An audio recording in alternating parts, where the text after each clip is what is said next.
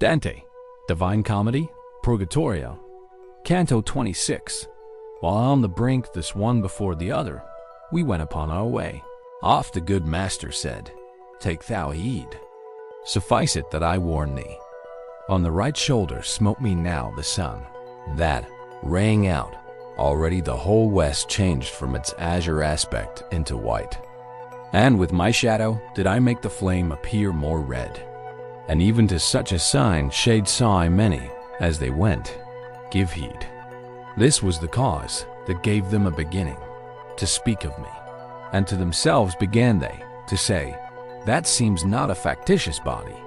Then towards me, as far as they could come, came certain of them, always with regard, not to step forth where they would not be burned. O thou who goest, not from being slower, but reverent perhaps, behind the others, answer me, who in thirst and fire am burning. Nor to me only is thine answer needful, for all of these have greater thirst for it than for cold water Ethiop or Indian. Tell us, how is it that thou makest thyself a wall unto the sun, as if thou hadst not entered as yet into the net of death? Thus one of them addressed me, and I straight should have revealed myself, were I not bent on other novelty that then appeared. For through the middle of the burning road there came a people face to face with these, which held me in suspense with gazing at them. There see I hastening upon either side, each of the shades, and kissing one another without a pause, content with brief salute. Thus in the middle of their brown battalions, muzzle to muzzle one ant meets another, perchance to spy their journey or their fortune. No sooner is the friendly greeting ended, or ever the first footstep passes onward, each one endeavors to outcry the other. The new-come people, Sodom and Gomorrah. The rest, into the cow Pasiphae enters, so that the bull unto her lust may run. Then as the cranes, that to Rippian mountains might fly in part and part towards the sands, these of the frost, those of the sun avoidant, one folk is going, and the other coming, and weeping they return to their first songs, and to the cry that most befitteth them. And close to me approached, even as before, the very same who had entreated me, attent to listen in their countenance. I, who their inclination twice had seen, began. O souls secure in the possession, whene'er it may be, of a state of peace. Neither unripe nor ripened have remained my members upon earth, but here are with me, with their own blood and their articulations. I go up here to be no longer blind. A lady is above, who wins this grace, whereby the mortal through your world I bring. But as your greatest longing satisfied may soon become, so that the heaven may house you, which full of love is, and most amply spreads, tell me, that I again in books may write it. Who are you, and what is that multitude which goes upon its way behind your backs? Not otherwise with wonder is bewildered the mountaineer, and staring round is dumb, when rough and rustic to the town he goes. Then every shade became in its appearance.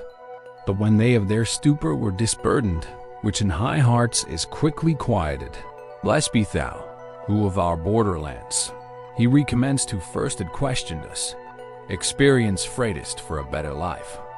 The folk that comes not with us have offended in that for which once Caesar, triumphing, heard himself called in contumely, Queen.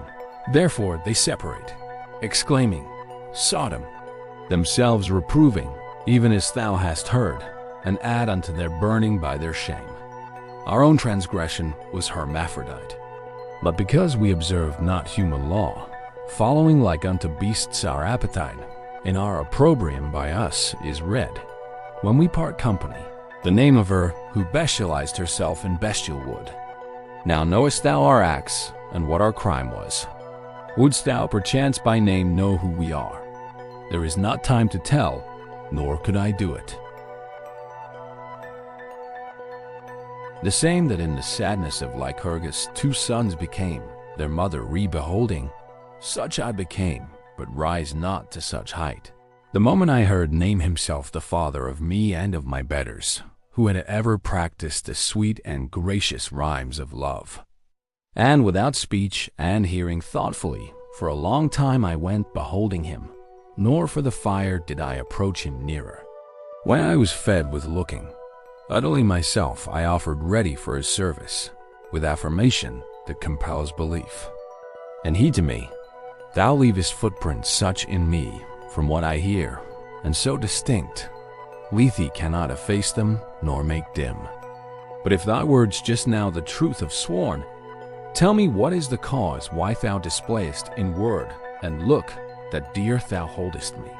And I to him, those dulcet lays of yours, which long as shall endure our modern fashion, shall make forever dear their very ink. O brother, said he whom I point out, and here he pointed at a spirit in front, was of the mother tongue a better smith. Verses of love and proses of romance, he mastered all. And let the idiots talk, who think the limousine surpasses him.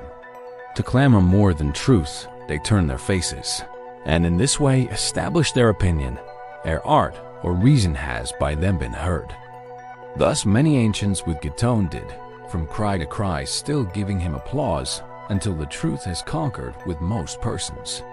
Now, if thou hast such ample privilege, 'tis granted thee to go unto the cloister, wherein is Christ the abbot of the college. To him repeat for me a paternoster, so far as needful to us of this world, where power of sinning is no longer ours. Then, to give place perchance to one behind, whom he had near, he vanished in the fire, as fish in water going to the bottom. I moved a little towards him, pointed out, and said that to his name my own desire, an honorable place was making ready. He of his own free will began to say, so pleases me your courteous demand.